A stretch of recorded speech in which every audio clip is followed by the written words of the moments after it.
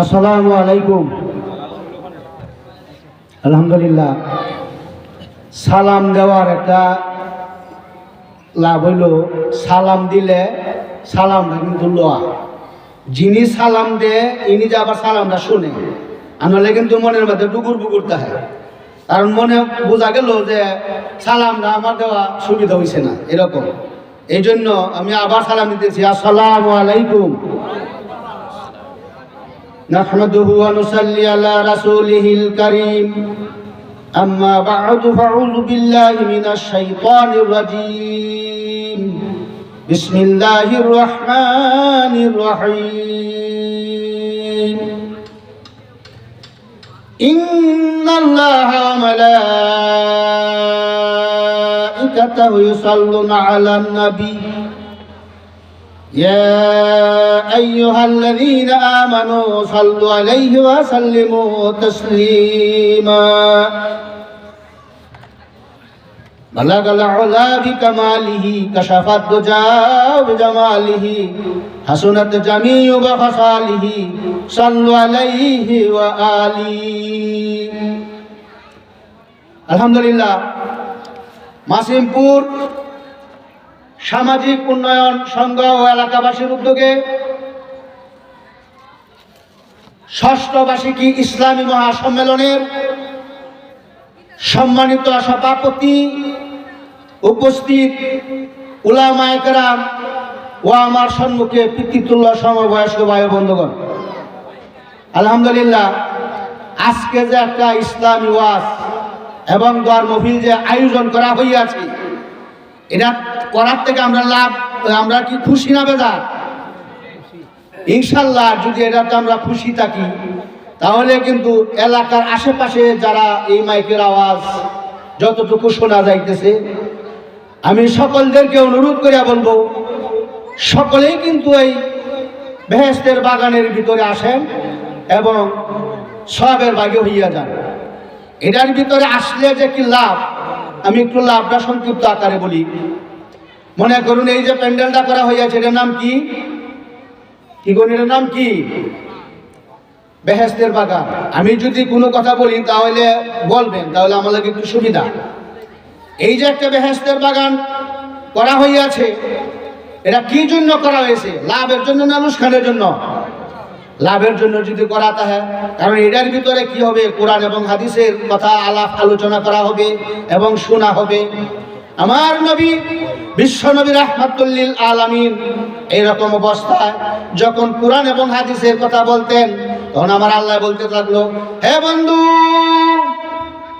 আপনি সাহাবাদিগকে নিয়ে যে স্থানের মধ্যে কোরআন এবং হাদিসের কথা বলতেছেন এবং শুনতেছে, সেই জায়গাটুকু আমি বেহেশতের বাগান বানাইয়া দিলাম।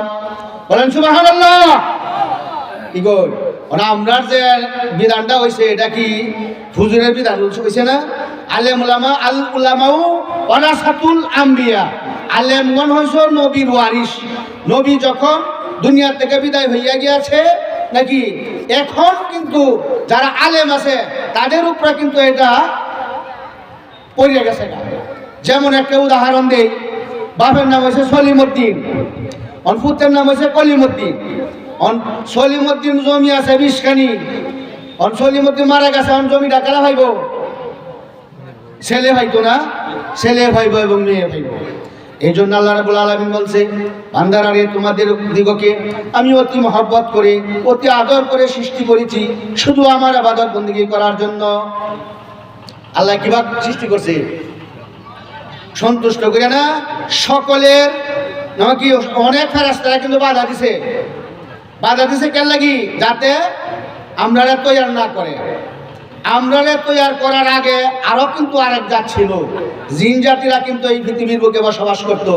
এরকম অবস্থায় মারামারি কাটাকাটি খুনাখুনি যখন করতো, করার পরে তারা কিন্তু কি হয়েছে, দুনিয়া থেকে বিদায় হয়ে গেছে, কারণ আল্লাহই করাইছে এটা। এরপরে আল্লাহ রাব্বুল আলামিন বলতেছে, আমি একটা আশরাফুল মাখলুকাত তৈয়ার করব। সূরা বাকারা 30 নম্বর আয়াত আল্লাহ বলতেছে যে আমি একটা আশরাফুল মাখলুকাত তৈয়ার করব। নাকি ফেরেশতার লগে পরামর্শ করতেছে। আল্লাহ কি পরামর্শ দরকার আছে? কিছু দরকার না। আল্লাহ খালি বলবে কোন, ওর সাথে সাথে যা কিছু দরকার সব হয়ে যাবো গা। 7 তবক আসমান, 7 তবক জমিন আল্লাহ রাব্বুল আলামিন সৃষ্টি করছে কোন লোক দিয়া। আল্লাহ রাব্বুল আলামিন বলছে খালি কোন সব কিছু হইয়া গেছে। এই জন্য আল্লাহ রাব্বুল আলামিন যখন ফেরেশতাদের একটু পরামর্শ করলো, ফেরেশতাদের মন চাইলো তারা কি বলে, তখন ফেরেশতারা বলল মাবুদ গো, এই আমরাই তো আপনার ইবাদত বন্দেগী করতেছি, আর মাখলুক বানায়া মারামারি কাটাকাটি খুনাখুনি করার প্রয়োজন নাই। আল্লাহ রাব্বুল আলামিন বলেন ফেরেশতারা রে, আমি যা জানি তোমরা তা জানো না। কি করেন, আল্লাহ যা জানে ফেরেশতা জানে। এই জন্য অতি আদর করিয়া আল্লাহ রাব্বুল আলামিন আমাদেরকে বানাইছে কে লাগে, একটু লাভের লাগে না। আল্লাহ কি করা, আল্লাহর হুকুম আদেশগুলো আমরা পালন করা। কি করা, আল্লাহর হুকুম পালন করা। আল্লাহ যারা আদেশ করছে সেই কাজটা আমরা করা। আমরা এই কাজের মধ্যে কয়জন আছি, কি কোন আছি আমরা কিন্তু এই যে আল্লাহ কইছে তুমি নামাজ পড়ো, আমার হুকুম আদেশগুলা পালন করো, নাকি এইগুলা কিন্তু আল্লাহ বিধান দিয়ে দিছে। যেমন আমরা এই বিধানের মধ্যে আমরা কিন্তু কিছু নাই। নামাজের মধ্যে কয়জন নামাজ পড়ি, নামাজ পড়িয়েও যদি এরপরে নামাজের কোনো কিছু জানি না, এরপরে নামাজ পড়িয়েও কিন্তু দেহান্য নামাজ পড়ি, প্রকৃত আল্লাহর দিকে নামাজ আমরা পড়তে পারি না। কারণ আমরা প্রত্যেকেই সহি শুদ্ধভাবে নামাজ পড়ার জন্য আমরা চেষ্টা করো হইলো মানজাদা ফাওয়াজাদা। আল্লাহ বলতেছে তুমি যদি চেষ্টা করো তাহলে তোমার চেষ্টার প্রতিদান আমি দিব। আল্লাহ রাব্বুল আলামিন আমাদেরকে এই দুনিয়ার বুকে পাঠাইছে, স্টেপ বাই স্টেপ আস্তে আস্তে পাঠাইছে। যাওয়ার সময় কিন্তু সিরিয়াল নাই, আসার সময় সিরিয়াল আছে। কি কই, আসার সময় সিরিয়াল আছে না। ওই বড় ভাইয়ের ছোট ভাইয়ের আগে কি, এই বড় ভাইয়ের আগে কি ছোট ভাই আইছে, কি কই আসতে পারে নাই। কিন্তু বড় ভাইয়ের আগে ছোট ভাই কিন্তু আল্লাহ লয়ে জায়গা। মানুষকে যখন আল্লাহ রাব্বুল আলামিন মায়ের পেটের মধ্যে আনবো, তখন কিন্তু আল্লাহ কি করে, আল্লাহ একটা বীর্য আকারের ভিতরে এটার থেকে 40 দিন করে এরকম একটা আকৃতি করিয়া পরে এটার ভিতরে এই একটা আত্মা আত্মা কিন্তু ঢুকাইতে সারা বহুত আগে, যখন সারা পৃথিবী সৃষ্টি হওয়ার আগে আল্লাহর আরশ ছিল পানির উপরে, সেই সময় কিন্তু আল্লাহ সকল আত্মাকে একবার সৃষ্টি করিয়া আত্মাগুলার কই আল্লাহর আরশের মধ্যে রয়েছে। এই সময় আল্লাহ জিজ্ঞাসা করছে আলাস্তু বিরাব্বিকুম, আমি কি তোমাদের প্রভু? এই সময় আমরা কিন্তু অনেকেই বলছি মাবুদ আপনি আমাদের প্রভু। তখন আল্লাহ রাব্বুল আলামিন স্টেপ বাই স্টেপ এই দুনিয়াটা যখন, পৃথিবীটা যখন আল্লাহ রাব্বুল আলামিন পানির ভরপুর ছিল, তখন কাবা ঘর আছে না, কাবা ঘরের সাথে কিন্তু একটা ফেনা হয়েছে। এই ফেনার থেকে আস্তে আস্তে আস্তে আস্তে বলি হইয়া বিশাল আকার মাটি ধারণ করছে। এই মাটি যখন কাঁপা আরম্ভ করলো, মাটি যখন হয়েছে তখন কিন্তু কাঁপা আরম্ভ করতেছে। আল্লাহ রাব্বুল আলামিন 29টা পাহাড় আছে না, বিশাল বড় বড় পাহাড়, 29টা পাহাড় দিয়ে ফেরাক বানিয়ে দিছে। কিন্তু মাটি আল্লাহ তারে না। আবার কিন্তু এই মাটি একবার লড়বো। কিছুদিন আগে ভূমিকম্প হয়েছে না, কিরকম ভূমিকম্পর সময় কিরকম লাড়া দিছে, দেখ কিরকম শব্দ হয়েছে, দেখছো সারা পৃথিবী একবারে কাঁপতে উঠছে। আল্লাহ যখন এই পৃথিবীকে ধ্বংস করবো, 1 সেকেন্ডের ভিতরে সব ধ্বংস বানায় দেন, কোনো লোক লাগতো না। কিন্তু একটা উসিলা ছাড়া আল্লাহ করে না। আর উসিলা কেলা, উসিলালে সেই যে সিংহালয়ে খাড়ি হয়েছে ইসরাফিল আলাইহিস সালাম, সিংহালয়ে খাড়ি হয়েছে, এই উসিলাতে আল্লাহ ধ্বংস করবো। আর এই যে ভূমিকম্প হয়েছে কিছুদিন আগে, এটা কিন্তু উসিলা না, আল্লাহ দেখাইতেছে আমি সব পারি।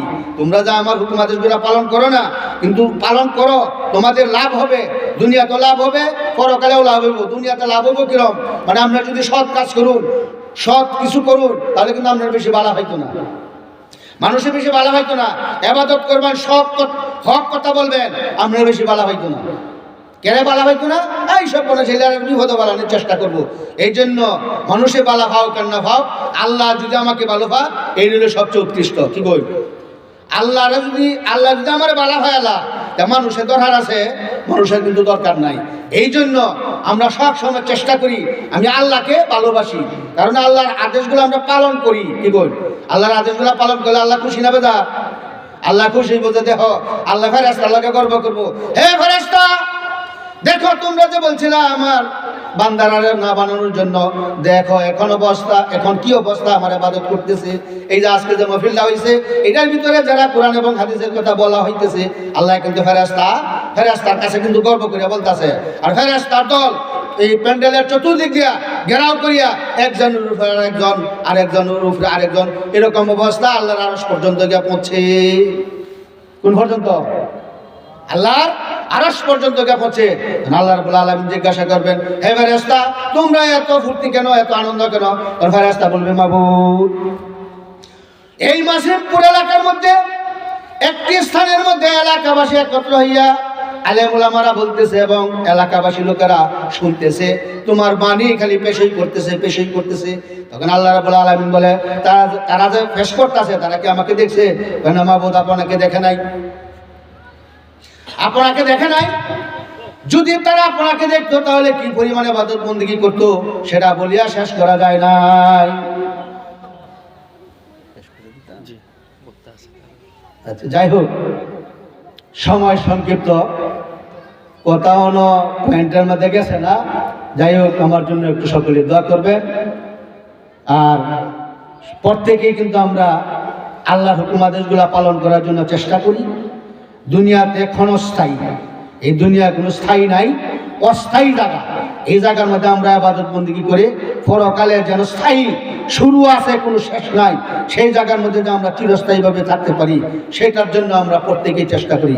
হাযা ওয়া আখিরু দাওয়াহুম আলহামদুলিল্লাহি রাব্বিল আলামিন। আসসালামু আলাইকুম ওয়া রাহমাতুল্লাহি ওয়া বারাকাতুহু। আলহামদুলিল্লাহ। সম্মানিত উপস্থিতি, আমাদের মাসিমপুর সামাজিক উন্নয়ন সংঘ ও এলাকাবাসীর আয়োজনে আজকের এই ষষ্ঠ বার্ষিক আজিমুস শান ইসলাম